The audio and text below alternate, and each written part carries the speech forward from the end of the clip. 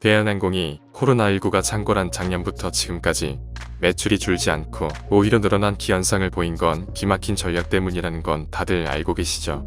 바로 승객이 없는 여객기 내부를 개조해 화물을 실어 날랐기 때문인데요. 중국이 이를 규제하고 나섰습니다. 대한항공을 따라서 중국 항공기나 동남아 항공기도 우르르 여객기를 개조해 화물 운송에 나섰는데 중국이 이 같은 개조가 위험하다며 원상복구를 명령했습니다. 그런데 정작 대한항공은 별 영향이 없다는군요. 오히려 다른 항공사는 당장 내년부터 이 같은 방침을 따라야 해서 울상이 됐는데 대한항공은 상대적으로 반사이익을 볼 수도 있다는 보고서가 나왔습니다.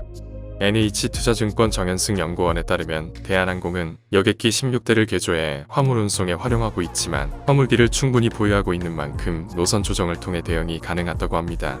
대부분의 항공사가 충분한 화물기를 보유하고 있지 않아 부랴부랴 여객기를 개조해 화물기로 이용한 반면 대한항공은 화물기가 충분해 중국의 규제 대상인 중국 지역에는 일반 화물기를 동원하고 그렇지 않은 미주나 유럽 지역에는 개조된 화물기를 투입한다는 말입니다.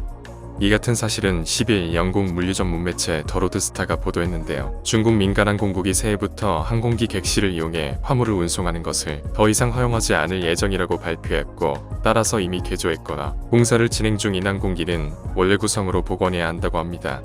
보도에 따르면 이러한 새 규제의 도입의 이유는 안전상의 이유 때문이라는데요. 여객기는 화물기에 있는 자동 소화 시스템을 갖추고 있지 않기 때문에 기내에서 화재가 발생할 경우 적절한 대처를 할 수 없어 이 같은 조치를 취했다고 합니다. 당장 중국의 3대 국유 항공사들은 이미 항공기를 원상태로 되돌리는 절차를 시작한 것으로 알려졌습니다. 해외 항공사에도 이 같은 규제가 적용될 수 있다는 관측이 나오고 있어 항공사들이 발을 동동 구르고 있습니다. 국제항공운송협회의 자료에 따르면 2019년 코로나 이전 시점과 비교 시 항공화물 공급은 약 8% 감소하고 수요는 약 10% 증가해 공급이 약 18% 부족한 상황입니다. 화물 운송에 강점을 가진 대한항공의 실적이 더욱 기대를 모으고 있는 이유입니다.